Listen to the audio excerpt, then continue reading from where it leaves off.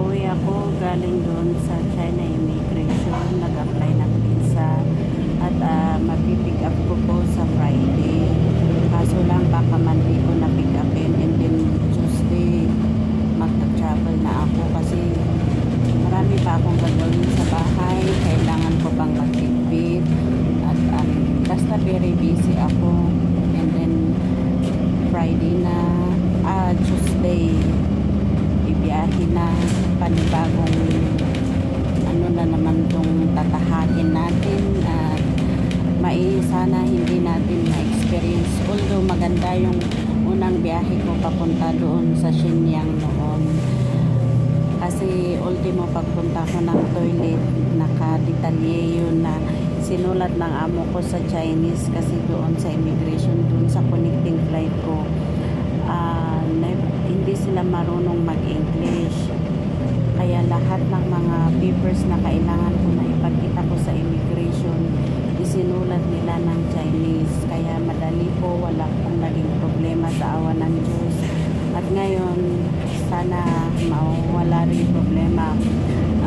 Sabi naman ng amo ko malapit lang sa kanila kasi mag-i-MTR lang ako pero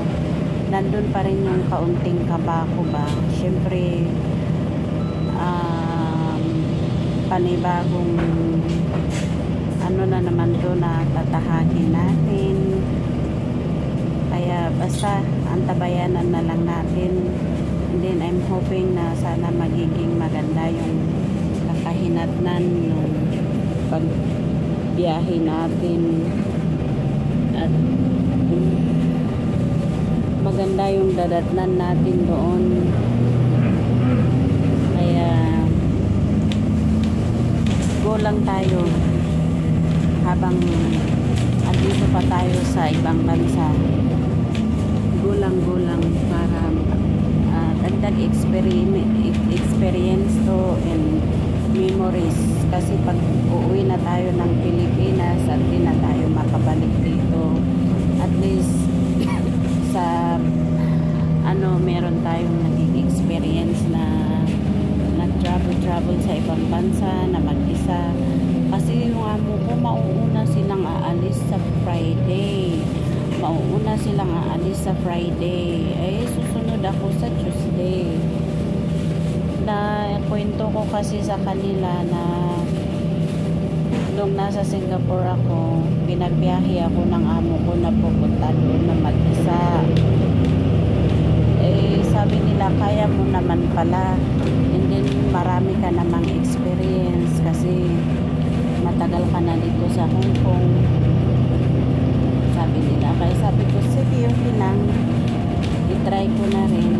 ngayon maaga kaming umalis ng bahay kaninang umaga tapos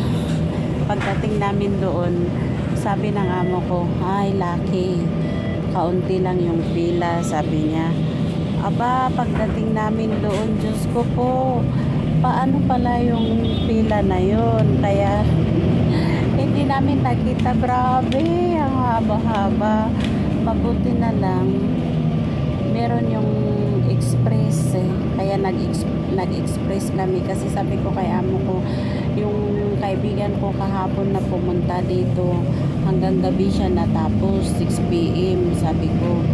hala sabi niya tapos naka 250 daw yung number niya sabi ko kasi yung isang kaibigan ko yun yung sinabi niya na 7:30 siya umalis ng bahay nila and then dumating doon 250 na yung number niya edi yun yung sinabi ko kay amo tapos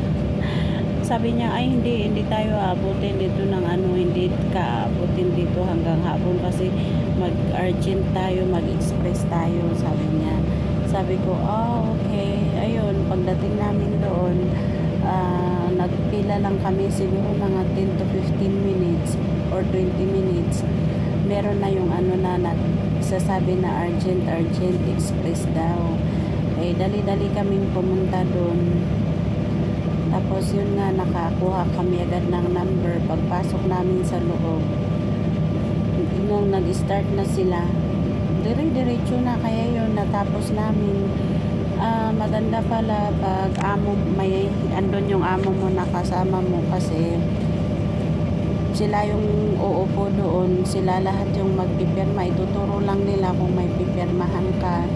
yun lang, tapos lahat ng tatanungin nila yung amo mo. And then yun na nga, nakita ko yung binayaran ng amo ko 860, kaya sabi ko kasi syempre ano yun, express yun, yung urgent, kaya urgent din yung bayad, diba? Kasi amo ko naman lahat yung ano doon, yung gumastos doon. Syempre dapat lang kasi sila yung nagyayaya sa akin na pupunta doon, diba? Kaya yun, makukuha na agad. Ang bilis, sana ganun yung ano ng Pilipinas. Alam nyo, sa experience dito na ano, sana ikinukumpara yung sa Pilipinas, na sana ganun sa Pilipinas yung mabilis ba, para hindi ka mainip,